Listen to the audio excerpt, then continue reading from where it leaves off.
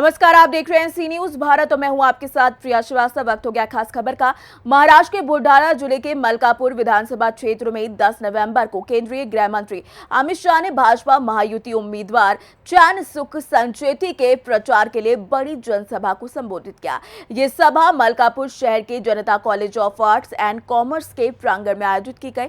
अपने संबोधन में अमित शाह ने महाविकास आघाड़ी यानी कि एमवीए पर तीखा हमला करते हुए कहा कि गठबंधन अफजल खान के विचारों पर चलने वाला है और इसे हराना जरूरी है। उन्होंने कहा कि हम महाविकास आघाड़ी को हराकर राज्य में भाजपा सरकार को स्थापित करेंगे। शाह ने विशेष रूप से महाविकास आघाड़ी के नेता नाना पटोले पर भी निशाना साधते हुए कहा कि हाल में ही मुस्लिम आरक्षण के मुद्दे पर नाना पटोले ने जो पत्र उलेमा कॉन्फ्रेंस को भेजा, उसमें यह कहा गया था कि अगर उनकी सरकार बनी तो मुस्लिम समुदाय के लिए आरक्षण बढ़ाया जाएगा। इस पर अमित शाह ने जोर देकर कहा कि मैं आपको यकीन दिलाना चाहता हूं कि जब तक महायुति की सरकार है तब तक किसी भी समुदाय के आरक्षण में कोई कमी नहीं आएगी। आगे बोलते हुए उन्होंने महाविकास आघाड़ी द्वारा किए गए वादों पर सवाल उठाया और कहा कि सरकार अपने वादों को पूरा करने में नाकाम रही। शाह ने कश्मीर में धारा 370 हटाने का जिक्र करते हुए कहा कि हमने आत्मविश्वास से कश्मीर में धारा 370 को हटाया, लेकिन कांग्रेस और महाविकास आघाड़ी की सरकार उस धारा को फिर से लागू करने की कोशिश कर रही है। मैं आपको भरोसा दिलाता हूं कि इसे कभी वापस नहीं किया जाएगा। यहाँ से एक संकल्प लेकर जाना है कि अफजल खान के रास्ते पर चलने वाली अघाड़ी को परास्त। भाइयों बहनों, ये जो लड़ाई है, ये लड़ाई शिवाजी महाराज के रास्ते और अफजल खान के रास्ते के बीच की लड़ाई है। महाविकास आघाड़ी ने ढेर सारी गारंटियां दी है, परंतु अभी अभी खड़गे भी जरा सच बोल रहे। इनसे राहुल बाबा नाराज। खड़गे जी ने कहा कि भाई वादा करो तो जरा पूरा हो सके, ऐसा वादा करो, क्योंकि इन्होंने जितनी गारंटियां कर्नाटक में भी पूरी नहीं हुई है, जितनी गारंटी उन्होंने हिमाचल में भी पूरी नहीं हुई है और जितनी गारंटी उन्होंने तेलंगाना में भी वो भी पूरी नहीं।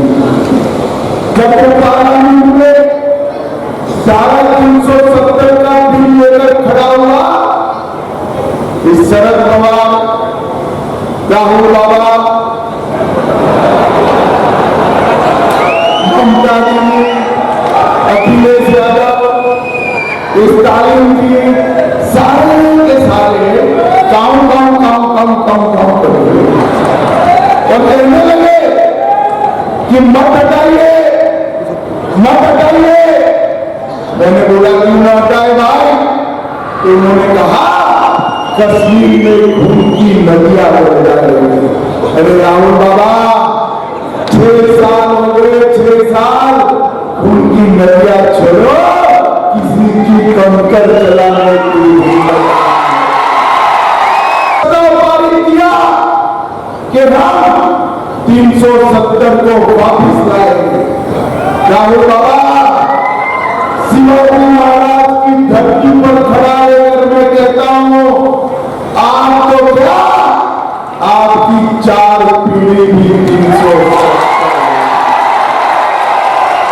अभी अभी ये सारे उलेमाओं की कॉन्फ्रेंस नाना पटोले को मिली और उन्होंने कहा कि महाराष्ट्र में ओबीसी, पिछड़ा वर्ग, दलित और आदिवासी का आरक्षण खत्म कर मुसलमानों को आरक्षण देना चाहिए। और ये नाना पटोले ने उनको पत्र भी दे दिया कि हमारी सरकार आएगी तो हमें तुरंत। मुझे बताओ भाइयों बहनों, माइनॉरिटी रिजर्वेशन करना चाहिए क्या? जो मुसलमानों को रिजर्वेशन देना चाहिए क्या? पिछड़ा समाज का रिजर्वेशन कम करना चाहिए क्या?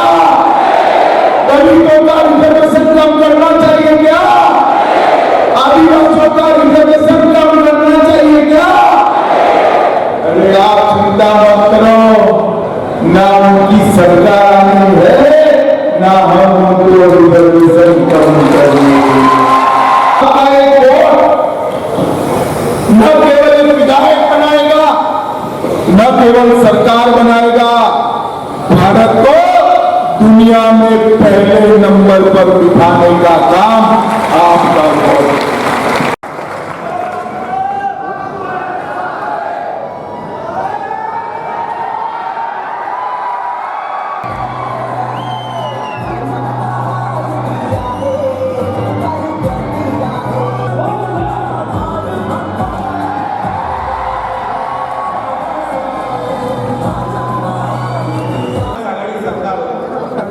यांनी 2 वर्षात वाटेल तेवढे घोटाळे केले, वाटेल त्याचा भ्रष्टाचार केला आणि जनता करोनाच्या जोरात सोडून दिली। आपण म्हणत होतो पण इतके बुल्ढाना से सीनियर संवाददाता संदीप सावजी की रिपोर्ट। देखा जाए तो अमित शाह ने मलकापुर में भाजपा उम्मीदवार चैन सुख संचेती के समर्थन में जनसभा को संबोधित करते हुए महाविकास आघाड़ी की नीतियों और वादों की आलोचना की। उन्होंने महायुति सरकार की स्थिरता यानी कि विकास के वादे को भी दोहराया, जबकि विपक्ष को चुनौतियों का सामना करने का विश्वास भी दिलाया, यानी कि विपक्ष की चुनौतियों के लिए भाजपा पूरी तरीके से तैयार है। फिलहाल इस खास खबर में इतना ही। देश दुनिया की बाकी और खबरों के लिए आप बने रहिए सी न्यूज़ भारत के साथ।